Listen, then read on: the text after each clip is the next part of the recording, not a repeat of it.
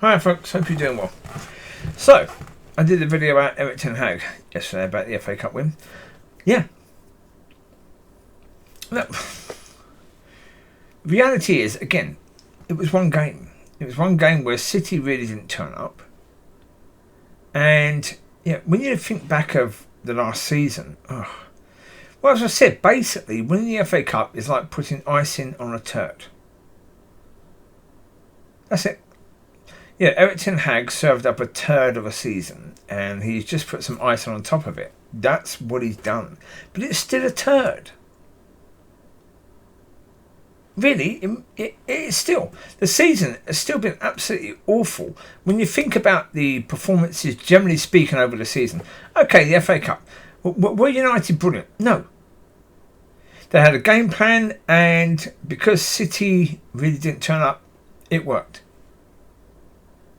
But as I said in the first one, City gave them the first goal. I mean, for goodness sake, talk about helping out. Really, really generous thing that they did, obviously. But then, again, see, the problem is, the fans that talk about it, they're not talking about it from the understanding that, well, City were poor, so that helped us out. City gave us the first goal, that helped us out. They just see it as some masterclass where Erik ten Hag schooled Pep. None of that is true. Not in any way, shape or form. But the problem is, again, people are focusing, they're saying, how on earth can INEOS sack Erik ten Hag? Well, again, you understand that. And I have to say, I think INEOS have been really poor in this whole thing. Because what they should have done, because now they're carrying out the review of the season. Now, at the time when if you're going to replace a manager, you get it done because the transfer window is about to open. You start to look for players. You've got to have all of that sorted, right? If you don't even know who your manager is going to be, how on earth are you going to know what system you're going to be playing? How can you bring the players in that's going to be suited to the manager when you have no idea what manager you're bringing in now? It's so poor. What they should have done was just have a April to April review. They could have done that earlier. They could have done it at the beginning of May, reviewed from April to April, and say, okay, how have we done from that point? Yeah. And then, as I said, they should. When United were so pitiful in the Champions League and finishing bottom of that little mini league there, they should have sacked Erik ten Hag at that point in time. They should have done, because come on, it's ridiculous. You wouldn't. After that, you wouldn't keep a manager. After that awful show. And the fact that he is unable to get the players up for a game. Completely and utterly unable. He's unable to motivate the players for the match that's ahead. The FA Cup final, they motivated themselves because, as I said, so many of them, if they believed that Erik ten Hag was going to be sacked, they're playing for the next manager anyway. Or because it'd be their last game. So they're playing for the team they're going to, or the manager that's coming in. It wasn't ten Hag that got them motivated. They got motivated by all of that. Because, of course, they want a job. Money. For most of those people, money is the most important thing. If I look at the Man United team, I would say maybe Bruno. You could count Bruno, maybe McTominay, and Mainu, and Martinez, right? You'd say them. They are the sort of players that, if United were in financial trouble and said, sorry, we can't pay you, they would still happily play. They would happily go out and do their job Yeah. Most of them, I don't think would. Most of them are money first. And so for most of them, money is very important. Yeah, who are they going to be playing for next season? So therefore, FA Cup final, everybody's watching. Yeah, there's more attention on that. Even though, again, well, last season, they were in the FA Cup final and they didn't show up. Well, at that time, most of them still had very long contracts. Erik ten Hag wasn't being threatened with a sack. Right? They were relaxed going into that one. There was no pressure on them. They weren't having to play for the next manager or, if they were going to be sold, because they knew they weren't going to be sold. Whereas, of course, with INEOS have basically said, 90% of the players are up for sale. So most of the players there knew that, okay, they're looking to either stay at United or to impress the next club they're going to go to because they want that lovely contract.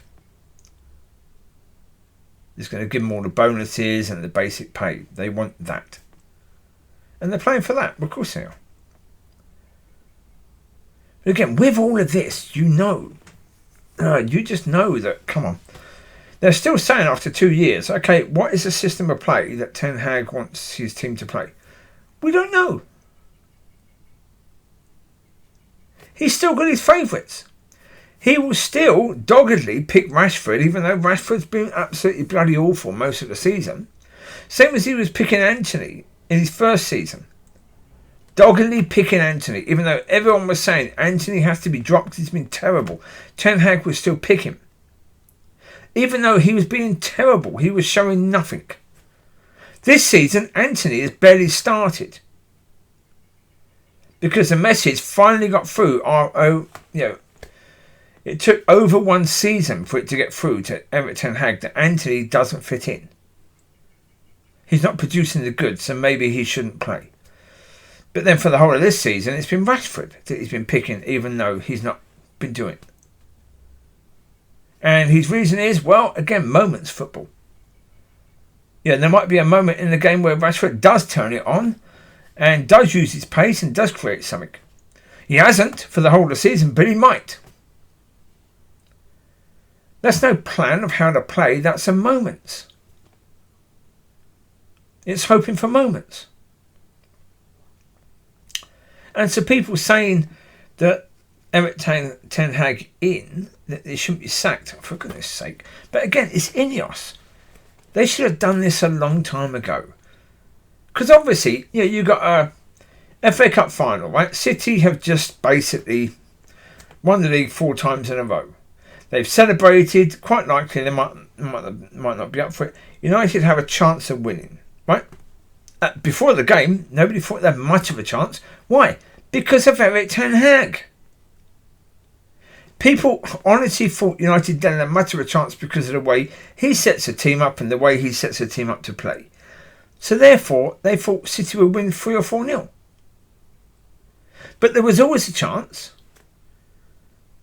So if you're going to sack him, don't wait until after the FA Cup final, you absolute morons.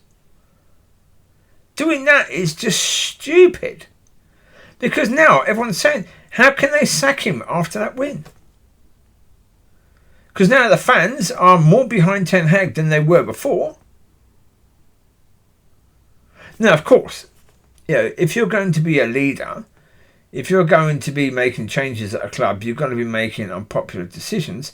And you would hope that they're still going to do that because that's what managing and running a club is all about. You're going to make decisions based around what's best for the club in the long term rather than what the fans want right now.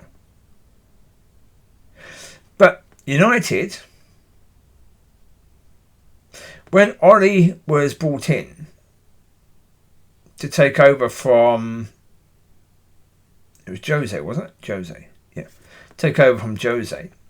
He was brought in just to do that sort of, 5 months? And the club was saying they won't decide on a new manager until the end of the season. But because Ollie did reasonably well, because he started playing this counter-attack moments football, It worked. For a time. For about 7 or 8 games. It worked. What did the club do? Well, the fans started getting behind Ollie. What did the club do? They gave him a full 3-year contract. So they said they'd wait till the end of the season, but they didn't. Because the fans got behind Ollie and they were swayed by the fans. No, you can't have that. You can't have that. It's incompetency if, as a club, you're being led. As I said about politics, it's the same. If your leaders are waiting to see what the people want and how the people are leading before they decide what to do, that's not leading. You need leaders who are going to make unpopular decisions. That's what leadership is about. People pleasing leadership, you're going to crash and burn if you do that. Because if people are led by their emotions, you can't make decisions based on emotions. And so let's see what INEOS are going to do, because they've got some problems now. They basically put themselves in a situation by deciding to have their review now. They've created so many problems for themselves that they didn't need to have. So, what's going to happen with it? I don't know. Time will tell. So there you go. You take care. God bless. I'll speak to you soon. Have a fantastic week. And yes, we will see. But either way, now, there's a lot of people who are going to be unhappy whether they keep Ten Hag or let him go. The best thing is if Ten Hag himself decides he wants to go. So there you go. Bye-bye.